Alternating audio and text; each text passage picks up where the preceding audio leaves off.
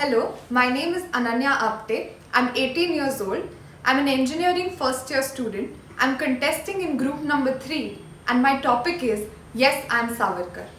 In the name of God, in the name of Bharat Mata, in the name of all the martyrs that have shed their blood for Bharat Mata, by the love innate in all men and women that I bear to the land of my birth, wherein the sacred ashes of my forefathers and which is the cradle of my children, by the tears of Hindu mothers for the children whom the foreigner has enslaved, imprisoned, tortured and killed, I am convinced that without absolute political independence or Swarajya, my country can never rise to the exalted position among the other nations of the earth, which is a due, and convinced also that Swarajya can never be attained except by the waging of a bloody and relentless war against the foreigner.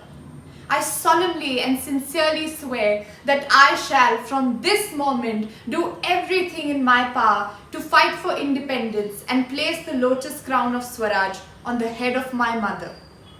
These rousing words were penned by a young 21-year-old man who founded Abhinav Bharat and demanded for complete freedom when Congress moderates and other political outfits were asking for partial freedom or just concession.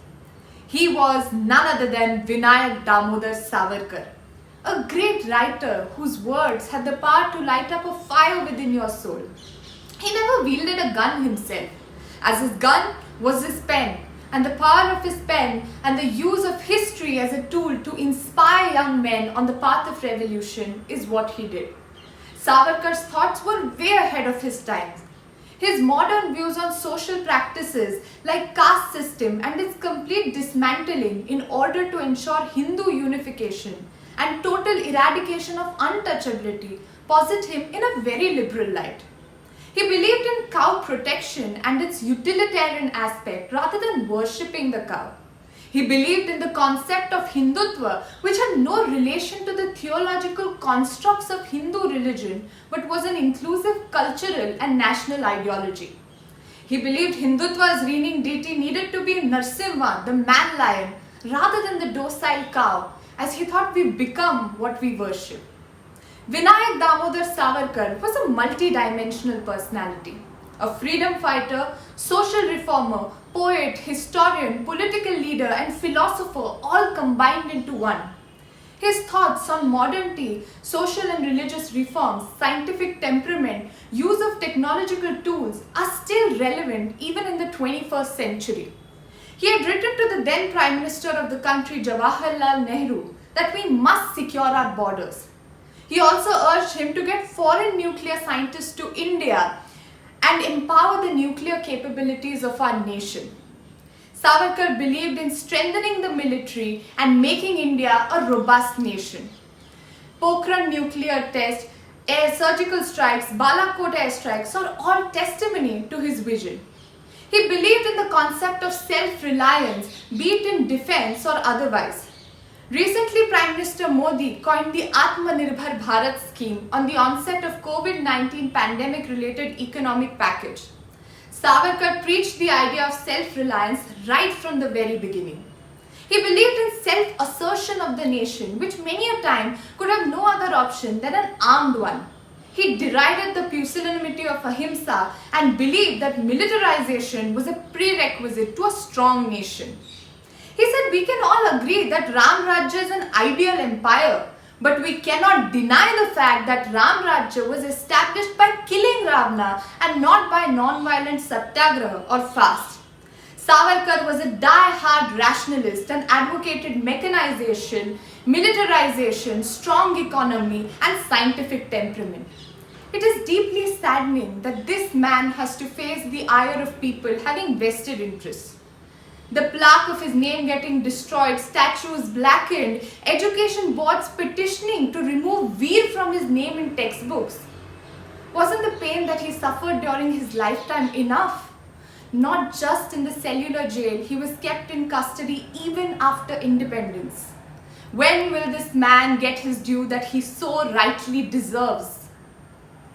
He is called Maafi Veer by people who have absolutely no credentials to talk about a man of Savarkar's stature. Many keep ranting about his mercy petitions. But were they really mercy petitions? They were merely a legal and legitimate way to secure release. He wanted to get out of jail and serve the nation, and he was a barrister who knew his rights. So were they really mercy petitions? Was he really a stooge of the British?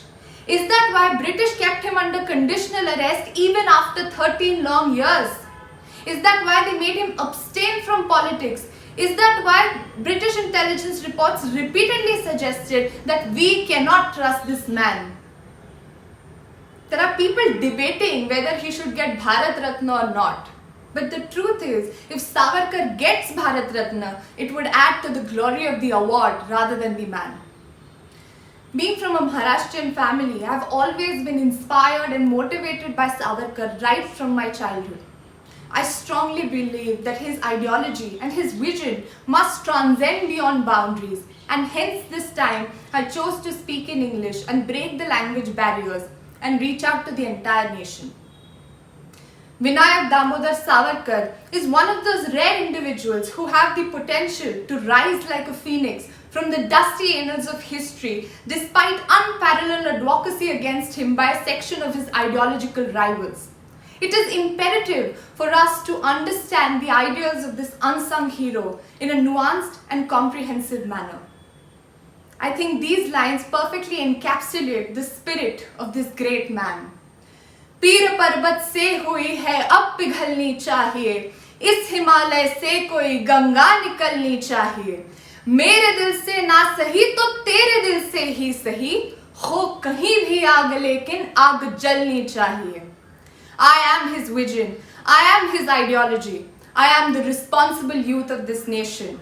I am Bharat Ratna Vinayak Damodar Savarkar. Thank you.